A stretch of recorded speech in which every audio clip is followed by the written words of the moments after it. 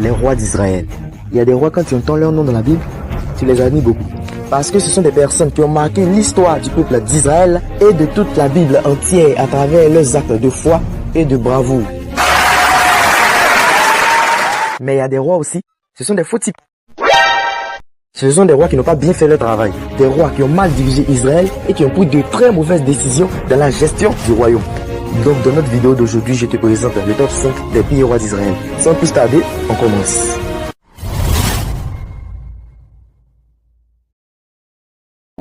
Avant tout, n'oublions pas de mentionner une chose. Dans la Bible, seulement 3 rois ont régné sur tout le royaume entier d'Israël. Il y a Saül, David et Salomon.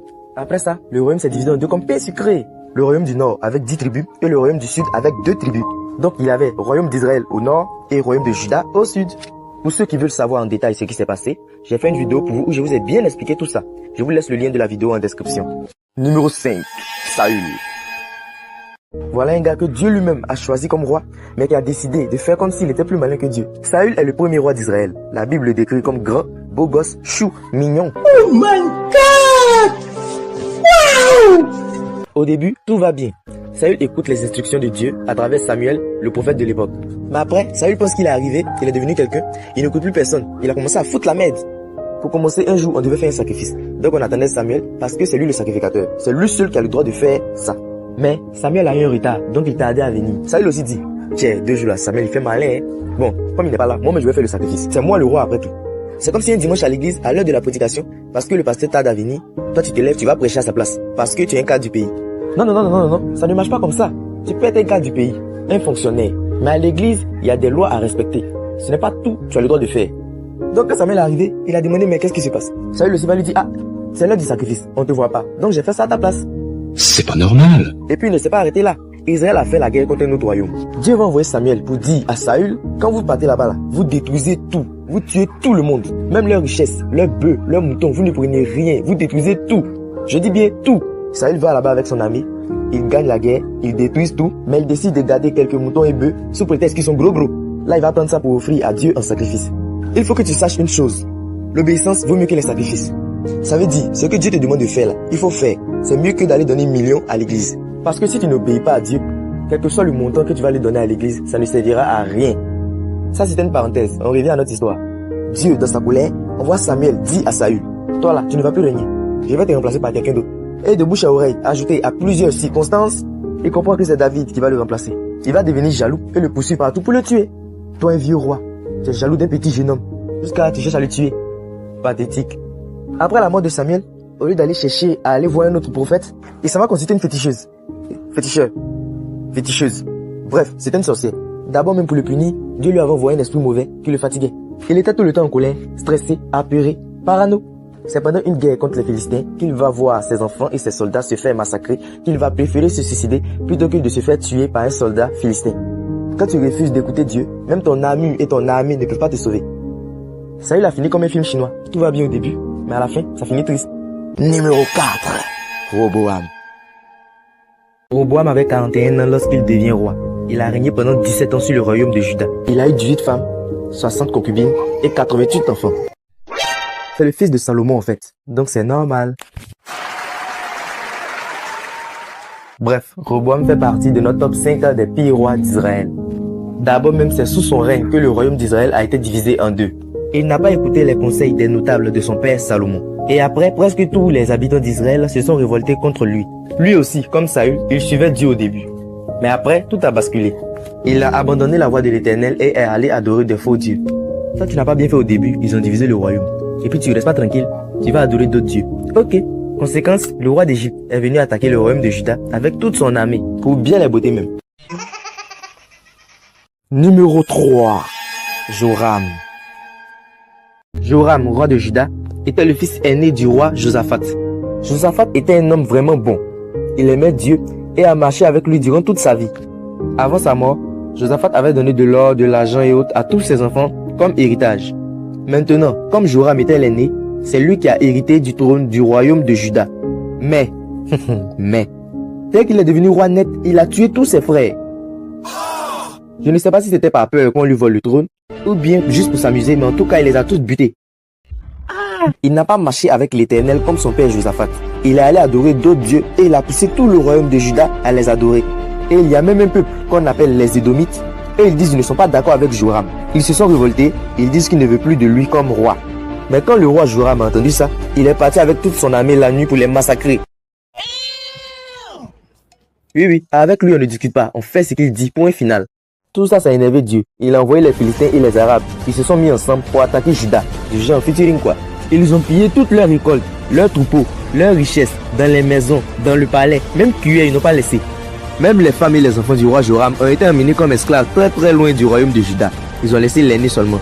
Et ce n'est pas tout. Après ça, Dieu a frappé le roi Joram d'une maladie. Un mal de ventre incurable. Il a souffert de ce mal pendant 2 ans. 2 ans, t'imagines? Tu as mal au ventre chaque jour et à tout moment. La Bible nous dit que le mal augmentait de jour en jour dans son corps jusqu'à ce que ses intestins sortent. Aïe! On voyait même ses intestins dehors. Il est mort dans de violentes souffrances. Et son peuple ne lui a même pas donné de funérailles dignes de ce nom, digne d'un roi. C'est vrai, Dieu est bon. Il est miséricordieux. Il a une compassion sans limite. Mais quand tu mets foutaise sur lui, il devient sans pitié avec toi. Ne mets jamais dans ta tête que parce que Dieu t'aime, il va pas te punir pour ce que tu fais. Si tu continues, tu vas voir. Ça va péter. Numéro 2. Achab. Certains disent le roi Achab, d'autres disent le roi Akab, mais c'est pareil hein. Oui, le roi Achab est l'un des pires rois d'Israël.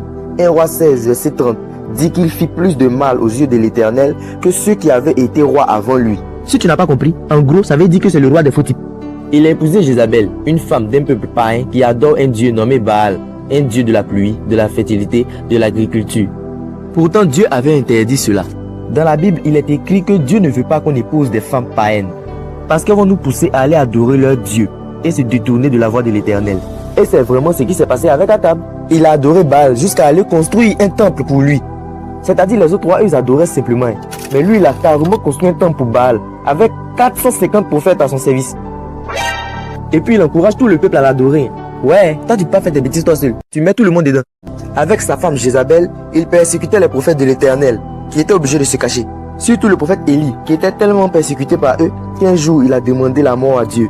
Tellement lui-même il était fatigué de fuir et de courir partout. Les deux encore, Achab et Jézabel, ont tué un pauvre paysan à cause de quoi? Son champ. Toi tu es le roi, c'est quel champ tu n'as pas? Dieu voulait le punir, il a demandé pardon, Dieu a laissé tomber. Il a repris encore. Même pendant une guerre contre les Syriens, il s'est déguisé. Il n'a pas mis ses vêtements de roi, de peur qu'on le prenne pour le roi et qu'on le tue. Il s'est habillé comme les autres soldats. Mais ça n'a pas marché parce qu'un soldat syrien a tiré sa flèche. Ça l'a blessé et son sang a coulé jusqu'à sa mort. En tout cas, au temps du roi Achab et de Jézabel, Israël a été un peuple vraiment adorateur. Mais pas de l'Éternel, de Baal.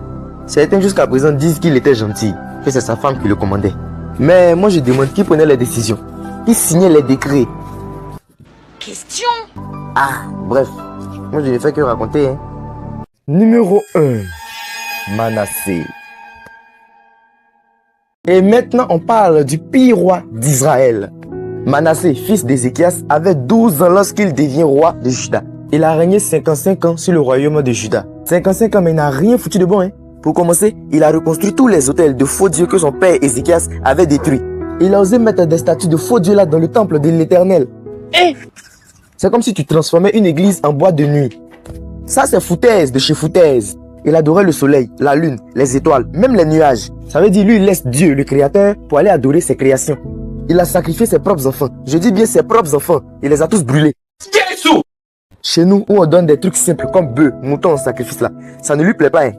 Lui, il préfère adorer des dieux qui lui demandent de sacrifier ses propres enfants. Vous voyez comment les gens aiment souffrir, non? Il consultait les esprits, les serpents, les marabouts. Le gars, il avait un abonnement mystique. Il a appris la sorcellerie, la magie, l'occultisme. Voilà. Et il a fait tuer tous les prophètes de l'Éternel après avoir poussé tout le royaume de Juda dans l'idolâtrie. Dieu, quand il veut te frapper, il te prévient toujours. Il a donc envoyé quelqu'un pour prévenir le roi Manassé que s'il ne revient pas sur le droit chemin, ça va très mal se passer. Mais zéro, le roi Manassé, le royaume de Juda, eux tous vont continuer leur affaire. Dieu a alors envoyé une armée pour les massacrer. Le roi Manassé et ceux qui étaient encore vivants dans le royaume de Juda ont été amenés en esclavage à Babylone. De roi de Juda, il est devenu esclave avec des grosses chaînes sur les pieds, des grosses chaînes sur les bras. Mais bon, après il s'est incliné, il a demandé pardon à Dieu, Dieu lui a pardonné, il a libéré, il est revenu régner sur Juda. Il a détruit toutes les bêtises qu'il avait construites et a rebâti les autels de l'Éternel des armées. Tout est bien qui finit bien, mais soyons-en sûrs, le passé n'a pas été effacé et Manassé reste le pire roi que tout Israël et Juda aient connu. Tu peux avoir le pouvoir, mais si tu n'as pas Dieu, tu vas finir mal, très mal. Et l'histoire de ces rois-là en sont la preuve. Ne copie pas les pires rois, sois une bonne personne, écoute toujours ce que le Seigneur te dit, quel que soit ton titre. L'obéissance est mieux que les sacrifices, l'obéissance à Dieu est mieux que la couronne. N'oublie jamais ça. Nous sommes à la fin de cette vidéo, merci beaucoup d'avoir regardé, que Dieu vous bénisse et à la prochaine.